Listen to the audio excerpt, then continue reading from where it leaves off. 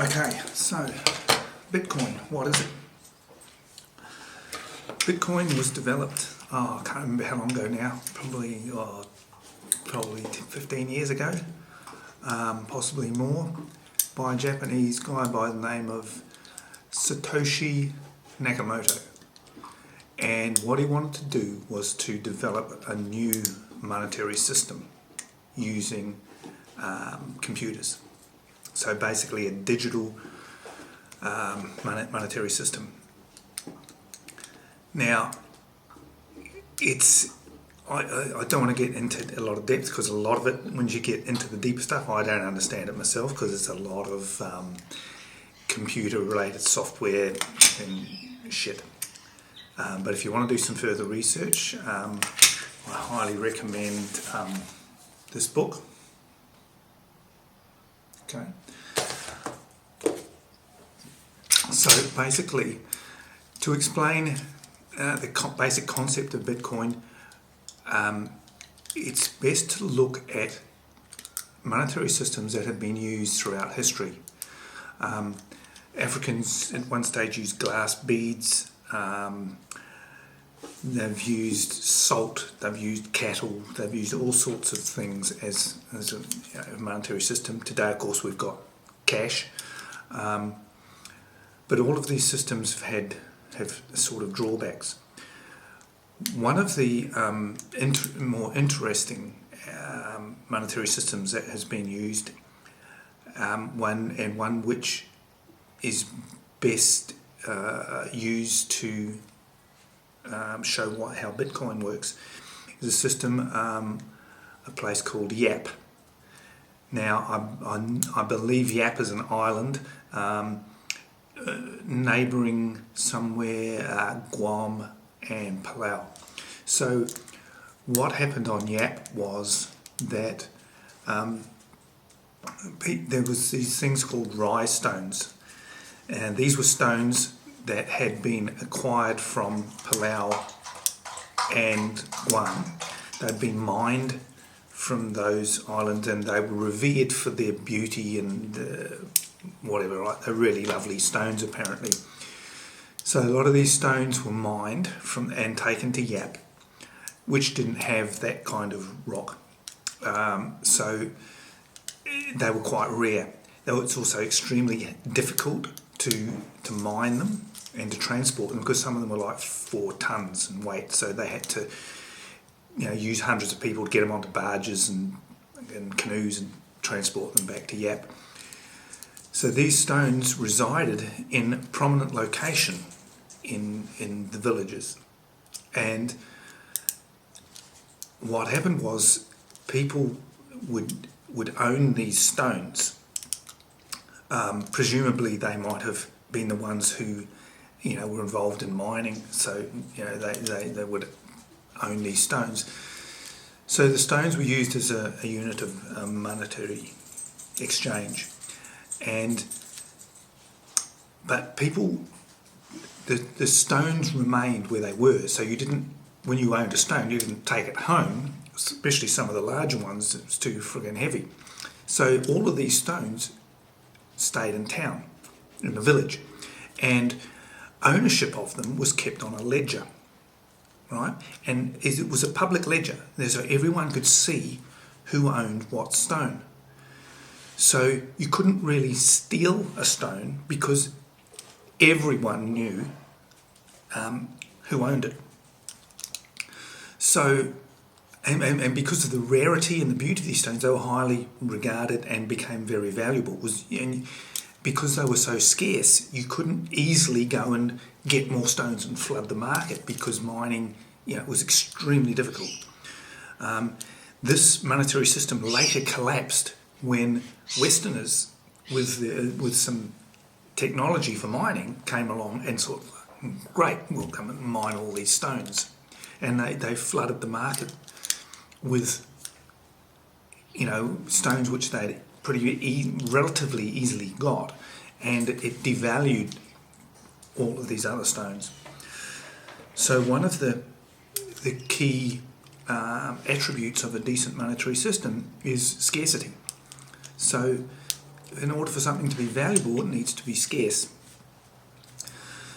And this is one of the reasons why gold is so so popular as a store of wealth, because it's relatively rare. It's not easy to just go out and get more gold. So that's the thing. So understand the concept that the stones, everyone knew who the stones were owned by, and if one person in town wanted to buy something off another person, they could exchange a stone/stones for the goods or service or whatever. And the transaction was kept on a ledger, a public ledger. So everyone knew who owned what stone. Okay, so everyone knew that such and such had bought the house and transferred the ownership of the stone to Joe Bloggs. And so security was that it was all the information was public, so everybody knew.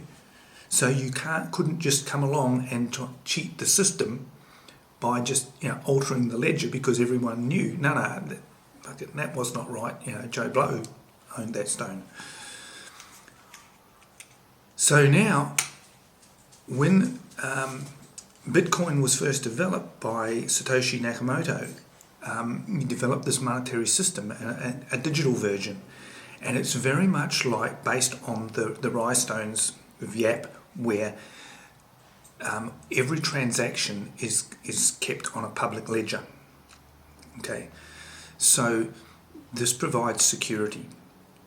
Now, the public ledger is not on a wall on a shop in a village or somewhere, but it's on thousands of computers on a computer network all over the world, and every computer has the same ledger on it. So any time a new transaction is added to the ledger, it's done on every computer connected to the network. So this means that it's virtually impossible to defraud the ledger. Okay, because you have to get onto everyone's computer and defraud every copy on every computer, and there's thousands of them all across the world.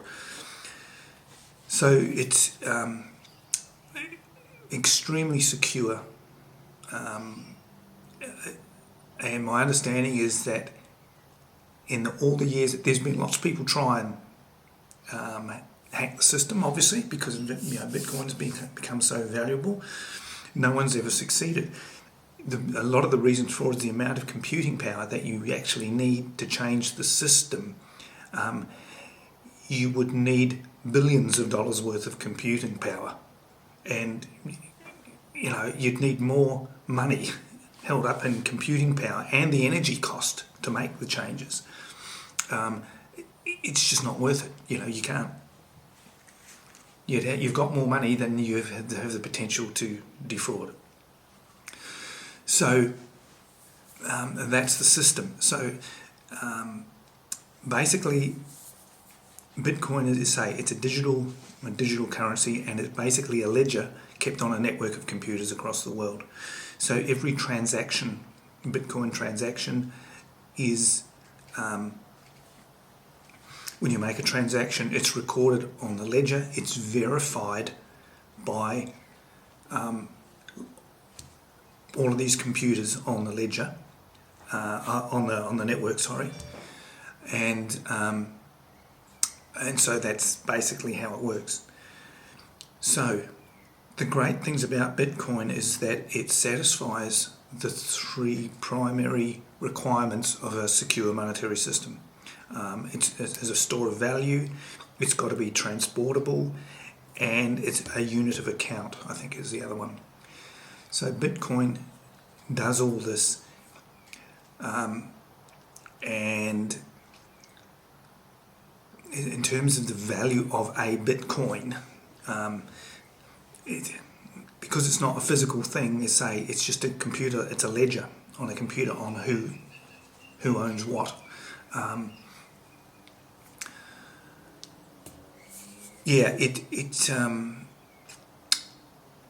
the value of it is increasing. One of the other things, as I mentioned before, is that gold is valuable, and it's used as a sort of supporting the monetary system, is because of its rarity and its difficulty in getting more. Bitcoin is only a finite amount of Bitcoin that can ever be produced or mined, as the term's used. Like I say, I don't want to get into this mining bit side of it, but it's like a digital version of actually mining gold. So it's extremely difficult. Requires a lot of computing power to do, but there's a finite amount of Bitcoin. So when this tends to increase the value of it, or make sure that it maintains its value, because it is relatively scarce and rare. So that's the basis of it. What else can I say? It's like been going for probably 15 odd years, possibly more. 2009, 10, somewhere around there. It was first developed. And it started out at worth nothing, and it's gradually increased, and now it's currently running at about 185,000 Australian dollars per coin. It's about 120,000 US, 130,000 US. Not sure what it is in NZD, but there's no reason to suspect that it's not going to go anywhere, right? It can't go anywhere, and I can't see how it would collapse, short of it being regulated in some way. Now, one of the things is that I don't think it can be regulated, because by definition it's a peer-to-peer system. It's completely independent of any governmental regulation. I think there might be some regulation, but it doesn't use the standard monetary system. You don't go through banks. It's peer-to-peer. So if I've got Bitcoin, if you've got Bitcoin, you and I can transact. I can give you, buy or sell stuff from you, you can buy or sell stuff from me using Bitcoin as a medium, and we transact directly on the network. So one interesting story about this, I saw this on the news the other day. It was a story on whatever, some program. But there are countries in Africa who, where their economies are completely stuffed, right? They're like, 1,000,000% in inflation. You can't buy anything because you can't physically have enough money.